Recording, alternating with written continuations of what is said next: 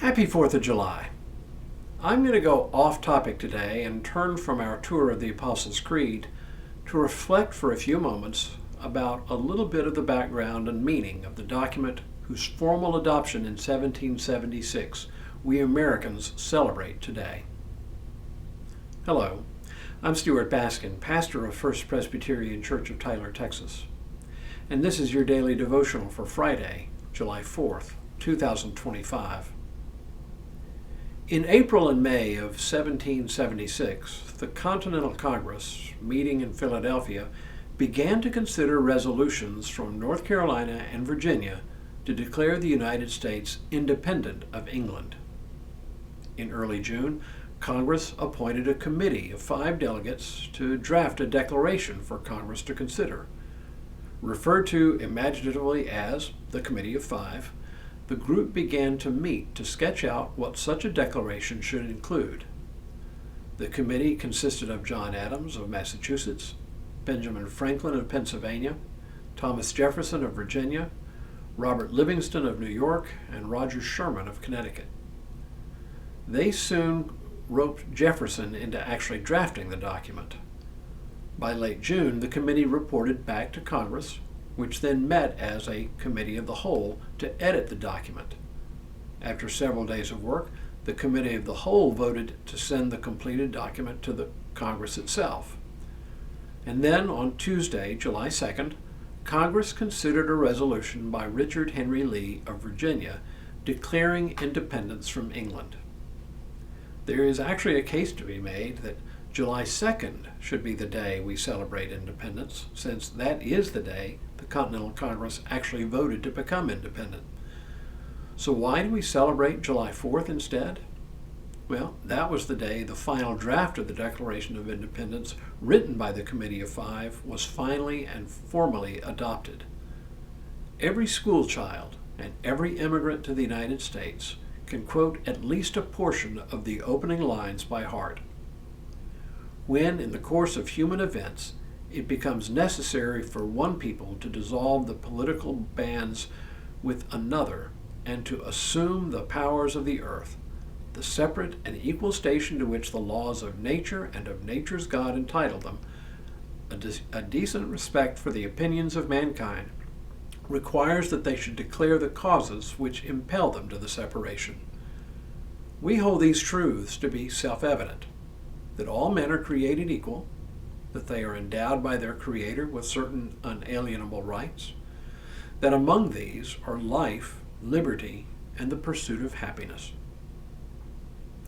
Anyone with a passing knowledge of Thomas Jefferson, the writer of this document, knows that he was a deist. That means he was anything but an Orthodox Christian. Deists placed their trust in the power of human reason as the only reliable source of knowledge of truth. They rejected any claim of knowledge based on divine revelation, and they understood God to be something like a divine engineer or architect, one who fashioned the world as a rational system of natural laws and who now simply sits back to watch his handiwork operate. As a deist, Jefferson still had a high regard for Jesus, but he considered Jesus not to be the divine Son of God, but merely a great philosopher, teacher. Jefferson even went so far as to produce a shortened version of the New Testament in which he removed any reference to miracles or healings and only included the teachings of Jesus. So when Jefferson spoke of nature's God, he wasn't thinking about the Trinitarian God, Father, Son, and Holy Spirit, like we might, but rather about that deist God, the divine architect. But Jefferson also calls nature's God Creator, a powerful image. It is in the order created by God that he lodged the most important and compelling idea in the Declaration. We hold these truths to be self-evident, that all men are created equal. What he's saying is actually something even a John Calvin could have affirmed, that knowledge of God is available to all people merely by observing the profound ordering of nature. Theologians call this natural revelation as opposed to special revelation, the revelation that comes through particular revelations found in holy texts. Jefferson's claim is that by human reason, we can discern that God created all human beings to be equal, if not in intellect, reason, or in wisdom, then in actual value. This was a powerful and even controversial idea at the time. It originated not with Jefferson, but with such European intellectuals as John Locke and Jean-Jacques Rousseau and Immanuel Kant. These and other philosophers of the Enlightenment revolutionized how we think about human beings.